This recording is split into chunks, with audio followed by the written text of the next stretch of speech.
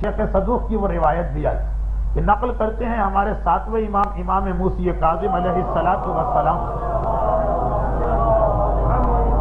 شیخ صدوق کی روایت نقل کر رہے ہیں کہ میرا امام ہفتم یہ کہہ رہا کہ سنو سلمان فارسی کے ایمان کی کیفیت. ایک دن امیر المومنین پیغمبر اسلام اور بعض اصحاب مسجد نبوی میں بیٹھے کہ اتنے میں سلمان فارسی وہاں آئے, پیغمبر کو سلام کر کے سامنے بیٹھ گئے.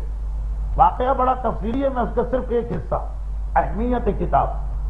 سلام کر کے پیغمبر کو سلام کر کے سامنے بیٹھ گئے. علامہ مجلسی نے حیات القلوب کے حالات سلمان فارسی کے شروع میں بھی اس روایت کا ایک ٹکڑا نقل کیا. اتنے میں مولا نے کہا کہ اے سلمان, آج ہماری یہ خواہش ہے کہ یہ معلوم کریں کہ تم ہدایت کی دین اسلام کی جانب کیسے آئے. ساتواں امام پوری حدیث نقل کر رہا. سلمان نے کہا کہ یا امیر المومنین, آپ کے علاوہ اگر کوئی یہ سوال کرتا میں اس کو جواب نہ دیتا. یہ ایک راز ہے جس کو میں راز ہی رکھنا چاہتا تھا, مگر آپ نے سوال کر دیا ہے تو اب میں مجبور ہوں. یا امیر المومنین, میں شیراز کا رہنے والا ہوں. شیراز فارس کا ایک علاقہ, ایران کا ایک علاقہ, شیراز کا رہنے والا ہوں اور کھیتی باڑی کرنے والے خاندان میں پیدا ہوا. میرے باپ کی زمینیں بہت زیادہ. اب تفصیلی حالات تو جس روایت میں ہیں وہ روایت الگ ہے, اس میں بہت اختصار ہے. جہاں تک میں نے اس روایت کو لیا اب دوسری روایت سے ملاتے ہوئے, میرے والدین کھیتی باڑی کرتے ہیں. ایک دن ایسا ہوا کہ میرے باپ نے کہا کہ بیٹا آج میں کھیتوں کی دیکھ بھال کے لیے نہیں جا سکتا ہوں, تم چلے جاؤ میری جگہ. چنانچہ میں چلا. جب کھیتی باڑی کا ماحول یہی ہوتا ہے, پورا شہر ہے, شہر کے باہر زمینیں ہوتی. جب میں اپنے باپ کی زمینوں کی جانب گیا تو راستے میں نے ایک عجیب عمارت دیکھی.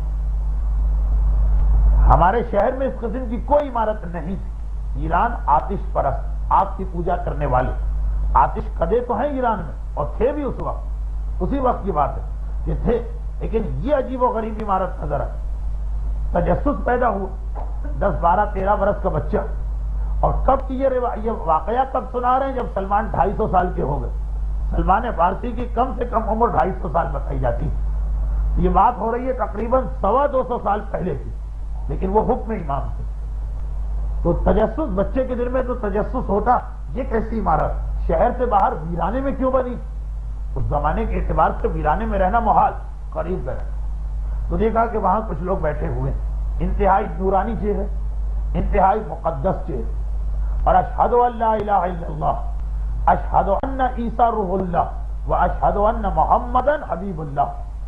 ہر ایک کی زبان پہ یہی ورد. میں عادی تھا اپنی عبادت گاہوں جہاں آگ کے سامنے گھنٹیاں بجائی جاتی, عجیب فقرے, انتہا سے زیادہ میں متاثر ہوں. کافی دیر وہاں کھڑا رہا اور اس کے بعد جب کھیتوں میں جا کے واپس آیا تو بہت دیر ہو گئی. باپ نے حیرت کے عالم میں پوچھا کہ اتنی دیر؟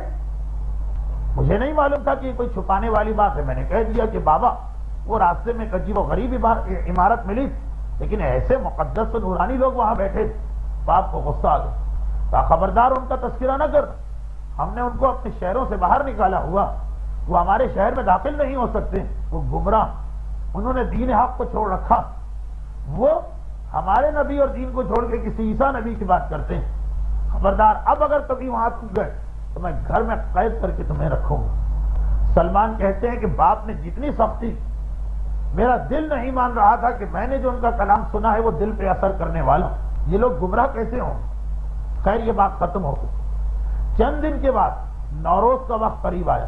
بس آخری ٹکڑا ہے, اس کے بعد میں اصل موضوع پہ آتا ہوں. نوروز کا دن قریب آیا, گھر میں صفائی شروع ہوئی. اب جو گھر کی صفائی شروع ہوئی تو اتفاق ایک مرتبہ صفائی کے دوران, رنگ و روغن کے دوران, چھت کے قریب جو طاق بنا تھا, جب اس کی صفائی ہوئی تو اس میں کوئی پرانی سی کتاب نکل کے باہر گری. میں نے اس کتاب کو اٹھا لیا. میری ماں نے اور میرے باپ نے دونوں نے کہا خبردار اسے ہاتھ میں لگا, جہاں سے یہ کتاب گری ہے وہیں اٹھا کے رکھ دو. خیر 12-13 برس کا بچہ, میں خاموش, لیکن تجسس پیدا ہوا. جس طرح کوئی بچہ سانپ کی طرف ہاتھ بڑھائے اس کے والدین روکتے.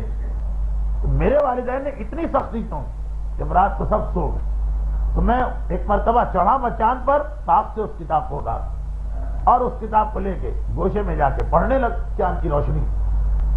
تو اس کتاب عجیب و غریب زبان میں لکھی تھی، پوری تو سمجھ میں نہیں آئی، لیکن جتنا سمجھ میں آیا اس میں تفسیر یہ تھی، وہ میرے کسی دادا یا شاید پرنانا، میں رشتہ بھول رہا ہوں، کیونکہ عربی روایتوں میں مسئلہ یہ کہ دادا اور نانا کے لیے ایک ہی لفظ آتا، جب تک کہ بہت ہی توجہ سے روایت نہ پڑھی جائے یہ یاد رکھنا مشکل ہوتا۔ بہرحال یہ باپ کے بزرگوں میں یا ماں کے بزرگوں میں کسی ایک ہی کتاب، اور جو تفسیر اس میں لکھی ساری تفصیل ہے کہ یہ آتش پرستی کا مذہب غلط، پروردگار نے اپنے انبیاء بھیجے، آخری نبی عیسیٰ میرے زمانے میں، کسی نے ایسے آدمی نے کتاب لکھی ہے جو عیسیٰ کے زمانے میں تھی، اور اتنے سالوں کے بعد عرب کے علاقے میں کھجوروں والی زمین میں ایک اللہ کا آخری نبی آئے گا، اس کی یہ پہچان یہ پہچان یہ پہچان۔ اب سلمان کی کہانی جن کو یاد ہے ان کو پتا کہ اس کے بعد یہ تو کتاب میں پڑھ لیا، پیغمبر اسلام کی 3 نشانیاں لکھی تھی، وہ صدقے کو کبھی قبول نہیں کرے گا، اپنے ساتھیوں کو دے دے۔ نشانی نمبر 2 یہ ہے کہ ہدیہ اس کو دو گے وہ کبھی رد نہیں کرے گا۔ نمبر 3 یہ کہ اس کے دونوں شانوں کے درمیان مہر نبوت ہوگی۔ کتاب میں پڑھا، رات ختم ہو رہی تھی، چپکے سے کتاب جا کے اسی مچان پہ رکھ دی، مگر دل میں تجسس، کتاب میں بھی وہی لکھا، چند دن پہلے راستے میں بھی ان عیسائیوں کو دیکھا۔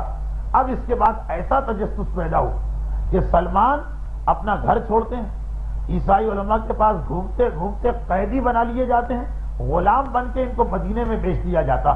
ابھی تک پیغمبر مدینے میں نہیں آئے، 250 سال انہوں نے پیغمبر کا انتظار کیا، 250 سال اپنی ہی عمر میں۔ اور اس کے بعد پھر ایک دن مدینے میں یہ شور مچا، اپنے آقا یہودی کے یہاں کام کر رہے تھے، جتنے لوگ بھی، مجھے تو بہت سے چہرے نظر آ رہے ہیں کہ جو حج یا عمرے میرے ساتھ بھی جا چکے ہیں اور ویسے بھی لوگ گئے۔ باغ سلمان میں یہ کہانی آپ کو ہر وہاں کا گائیڈ سناتا کہ پھر سلمان اسی باغ میں کام کر رہے تھے جو آج مدینے سے 2 میل کے فاصلے پر، کہ اتنے میں یہودی کا باغ، مدینے سے اس یہودی کا کوئی دوست آیا اور آ کے کہا سنا تم نے مدینے والے پاگل ہو گئے، کہتے ہیں کوئی نبی آیا ہے، سب اس کی بات مان رہے ہیں۔ خیر دونوں یہودی تو بیٹھ کے مذاق اڑانے لگے، سلمان کے دل میں تجسس پیدا ہوا۔ 250 سال سے جو میں جگہ جگہ ڈھونڈتا پھر رہا وہ آج جملہ میں نے سن لیا، زمین بھی کھجوروں والی، علاقہ بھی عرب کا۔ پھر سلمان 3 مرتبہ اپنے آقا سے چھٹی لے کے جاتے ہیں مدینے، ایک مرتبہ کچھ کھجوریں لے کے گئے، اللہ کے رسول یہ صدقہ لایا، پیغمبر نے اسے قبول کیا لیکن فوراً بیٹھے ہوئے اصحاب میں تقسیم کر دی۔ پھر اگلے مہینے میں ایک چھٹی ملتی، اگلے مہینے کھجوریں لے کے گئے، اللہ کے رسول یہ ہدیہ لایا، پیغمبر نے فوراً اسے قبول کر کے حجرہ فاطمہ میں بھجوا دیا۔ اور تیسری مرتبہ جب چھٹی کر کے پہنچے تو پیغمبر مسجد میں نہیں تھے، گھبرا گئے کہ ایک بڑی مشکل سے آقا مہینے میں ایک چھٹی دیتا، اگر یہ مہینہ نکل گیا تو پھر 1 مہینے تک بات ٹلے گی۔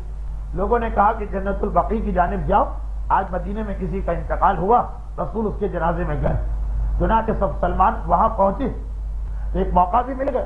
اس سے پہلے تو آتے تھے اس طرح کہ رسول بیٹھے ہیں سلمان سامنے، لیکن آج مجمع میں چل رہے ہیں تو سلمان رسول کے پیچھے گئے اور اچک اچک کے دیکھنے لگے کہ کسی طرح کرتے کے اندر دونوں شانوں کے درمیان کی جگہ نظر آ جائے۔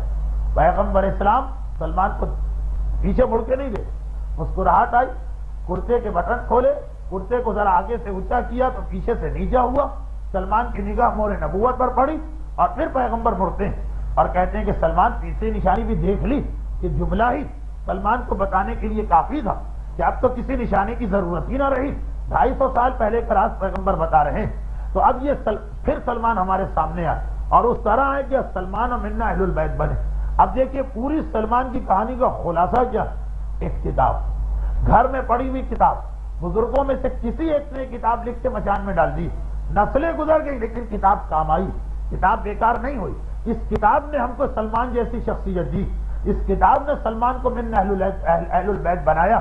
تو اہمیت ہے کتاب، معصوم اپنے ماننے والوں سے تقاضا کر رہے ہیں کہ ساری باتیں صرف سننے تک محدود نہ رکھنا، کتاب کی اہمیت ہے۔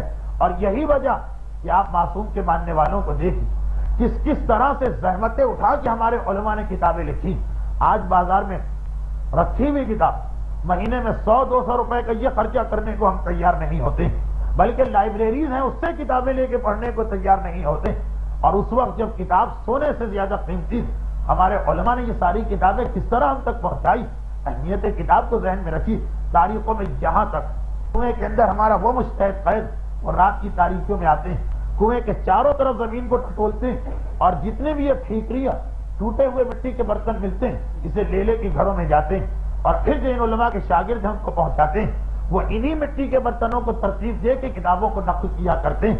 ظالم حکومت مطمئن اتنا بڑا مرجی اور مجتہد اس کا سلسلہ کٹ گیا ہے اپنے ماننے والوں، وہ اندھے کنویں میں، لیکن وہاں بھی اپنے گھر والوں کا خیال نہیں، اپنے بیوی بچوں کی فکر نہیں، جو علوم امام ہم تک پہنچے ہیں اسے کسی نہ کسی طرح سے محفوظ کر دینا۔